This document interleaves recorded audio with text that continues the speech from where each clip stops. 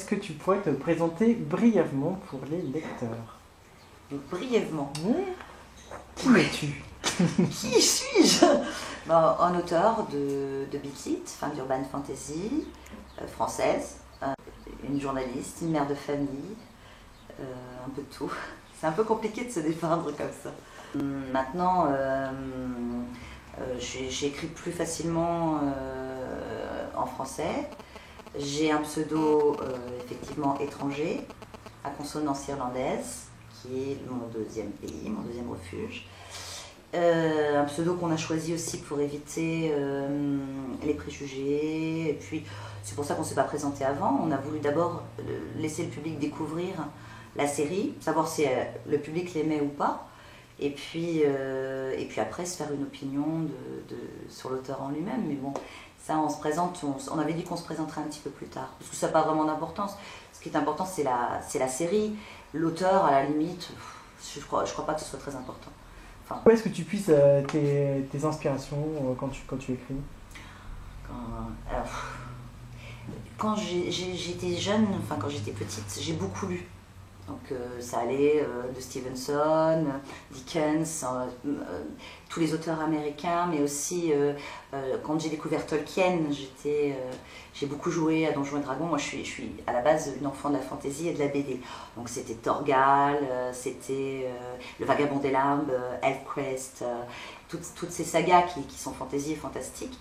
Et j'ai pas beaucoup grandi de ce côté-là, donc j'ai continué à lire beaucoup de fantasy. J'ai découvert un peu tardivement la Big Hit en elle-même, c'est-à-dire l'urban fantasy. J'ai beaucoup aimé.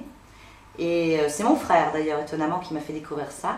Et quand je suis restée à la maison et j'ai voulu passer un petit peu de temps avec mes enfants, au lieu de vagabonder un peu à droite partout dans le monde, de faire des montages et des reportages, je me suis dit que c'était une très très bonne idée d'essayer de m'essayer à l'écriture.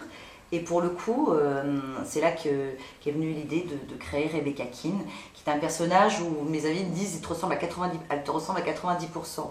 Sauf que tu n'as pas le côté psychopathe. Mais en gros, je fais partie de ces gens où quand on a une conversation avec quelqu'un, c'est comme dans une bande dessinée, c'est-à-dire j'ai des bulles, des gens qui explosent, des idées, des trucs qui passent. Et dans ce style d'écriture, on peut vraiment être soi-même. C'est pas mal. Dans le processus d'écrire, qu'est-ce que tu trouves le plus dur? Le plus difficile, c'est de construire une histoire. En fait, l'urban fantasy, ça ressemble pour beaucoup à des séries télévisées. Ça veut dire que vous devez créer un univers, donc il y a des enquêtes, mais à côté de ça, il y a la vie privée des gens, il y a des personnages clés auxquels on s'attache beaucoup. Donc ce qui est compliqué, c'est la mise en place de tout ce monde qu'on va créer, nous, en tant qu'auteurs. Et de le faire sans que les gens s'ennuient, dans un rythme effréné, ça c'est compliqué. C'est une technique qui est difficile, que nous, en tant que Français, on maîtrise moins, puisqu'on a moins l'habitude de raconter des histoires, on raconte des tranches de vie, on raconte des rencontres, effectivement, mais des états d'âme, beaucoup d'observations, de descriptions, d'introspection aussi chez les Français. On est moins dans ce style de construction qui est purement anglo-saxon. Donc que moi, je connaissais déjà évidemment à travers le reportage, puisqu'on a une manière d'accrocher, d'emmener les gens dès le début, dans les 3 premières secondes, qui est une technique de télévision pure en elle-même, que moi j'ai reproduit sur l'écriture.